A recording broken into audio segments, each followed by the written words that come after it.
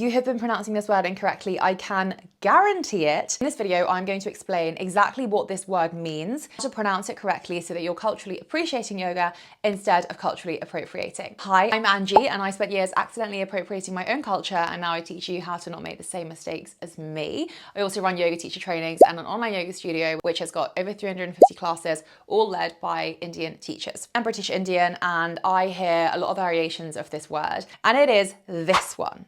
People often shorten it, but the actual translation of this word is four-limbed staff pose.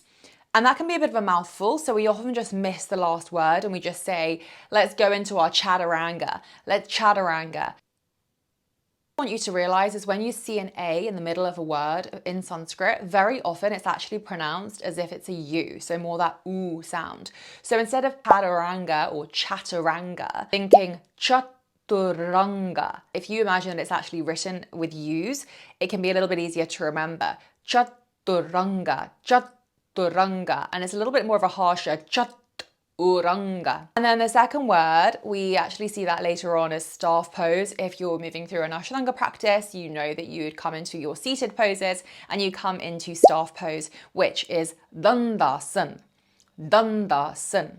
Some of you might want to add the A onto the end, Dandasana. I personally skip the A, always have done. It's just what I do. I mean, sometimes I kind of interchange, but generally I skip the A on the end. Asana is the pose, or asana, that means pose. Chaturanga Dandasana, four-limbed staff pose. A very common one that we move through in our dynamic energizing vinyasas. For those of you who know me, you know I was trained in Ashtanga and I love my dynamic energizing movements. So we throw quite a lot of these in. But make sure that when you do throw them in, you're explaining not only the meaning of the word, maybe you could make sure you say it properly. It all makes such a big difference. So I really hope that this video helped, but also really break down and explain what we're doing. I find when I teach my students in person, on retreats, online, on my online yoga studio, we have a lot of people that just want to rush through. They want to go straight from chaturanga to up dog to down dog without seeing them as three distinct different poses. So if you could break down and really make sure people slow it down and use their breath,